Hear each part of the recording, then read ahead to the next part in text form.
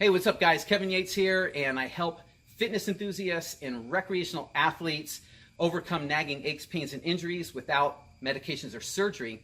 So today I want to do this video to share with you the 5 most common causes of shoulder pain. This is something that I've gone through. I went through this years ago with I had a lot of shoulder pain in both shoulders, and I had a pretty serious shoulder injury that, doctors couldn't fix it. Physical therapy couldn't fix it. Physical therapists couldn't even figure out what the hell was wrong with my shoulder.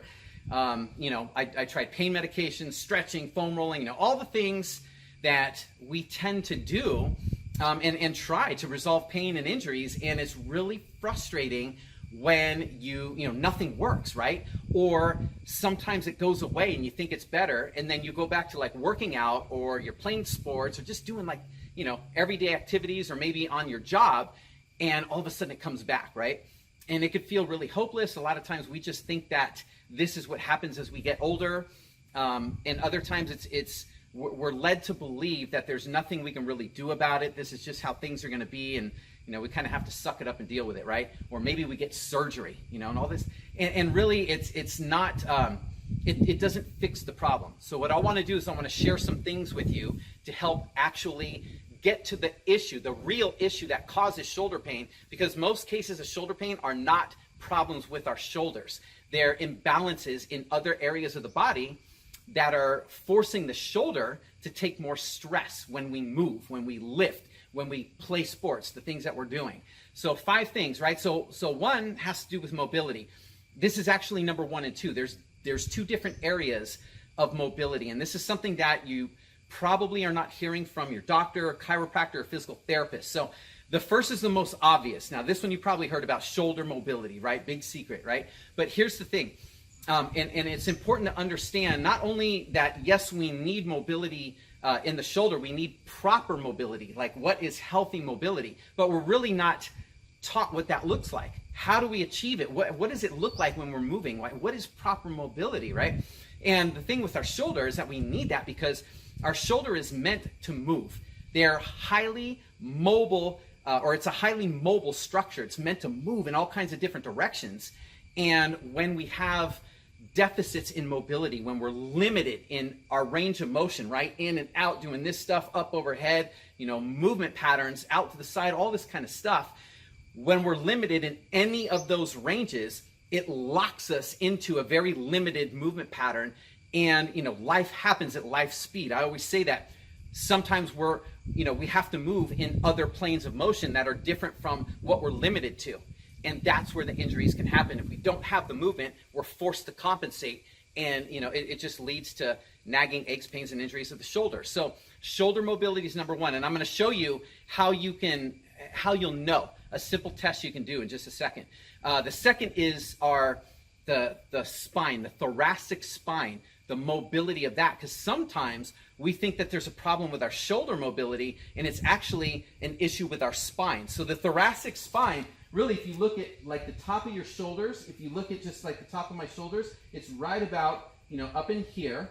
So right about up in there. And then at the bottom of your ribs, right at the bottom of your rib cage. So, right about, if you just kind of feel where your ribs go, and it's right about to there. So in between my fingers, that's about where your thoracic spine is. Now, limited mobility might mean like your posture is kind of like this. So if your thoracic spine's locked up like this, guess what's going to happen when you try to lift something overhead, right? Reach up in a cupboard, lifting weights, sports activities, basketball, or anything where you got to jump and get overhead. So here's my normal range of motion, right? This is where I can get my arms overhead. So look at, if I have poor movement or mobility in my thoracic spine, if this is where I'm at, which a lot of people who sit at computers all day, do a lot of sitting, a lot of driving, tend to get like this. And so here's what happens. Look where I can reach now. And this is not me putting it on. I really cannot reach over my head, right? So if we do things, if we're stuck in this kind of a motion and we have to get up overhead, you really start damaging the shoulder joint. You put a lot of stress and wear and tear on the muscles, tendons, ligaments, the whole structure, the joint, the cartilage, all of that, right?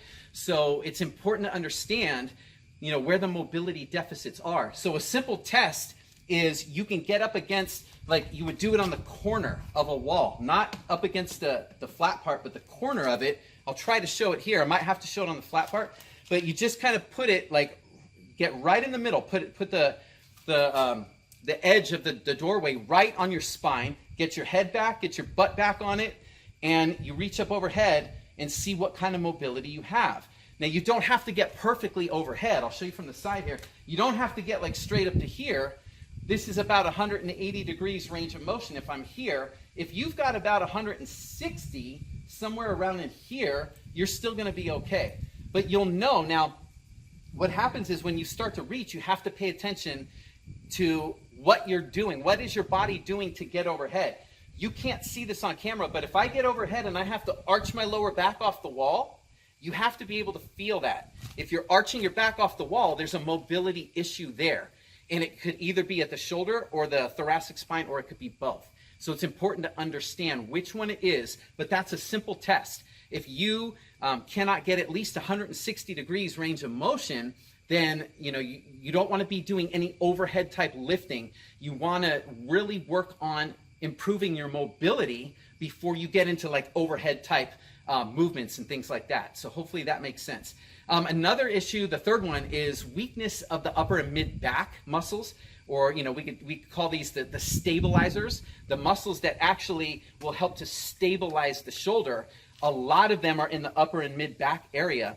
And again, it goes with, kind of sitting a lot, driving a lot, doing things that are in front of us so much that really deviate us, put us into poor posture. And with that poor posture comes typically weakness of those important stabilizer muscles, those muscles that are meant to keep the shoulder stable while we move.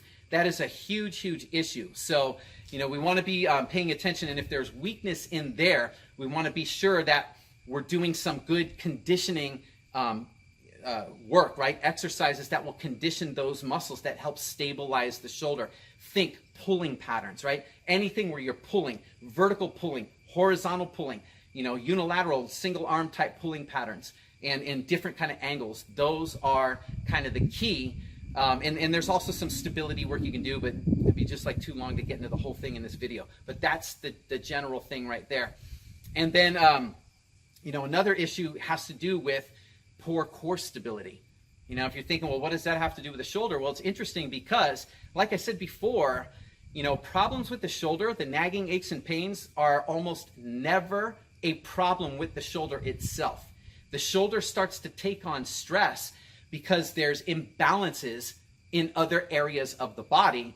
And one of the leading main imbalances has to do with poor core stability, right? So, if we look at the core, a lot of times we think the abs, right? Oh yeah, I'll just, do crunches and planks and leg raises, right? And things like that. But it's a lot more than that. Really, your core, it's really like 29 to 35 muscles that attach to your spine and or your pelvis. So anything that attaches to the spine and or your pelvis is considered part of your core. So, there's muscles in our hips that have to do with that. There's muscles in our lower back. There's muscles in our thighs. There's, muscles in our mid back, upper back, right? There's all kinds of muscles that are part of the core.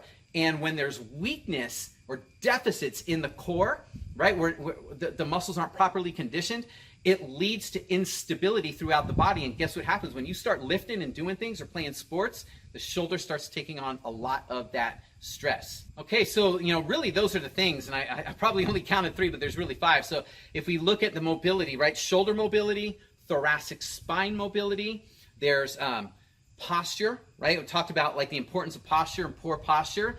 There's the upper and mid back weakness, if that's there, and then poor core stability. So, those are really 5 key areas. And again, it really comes down to assessing, what it is for you. It might be one of those things.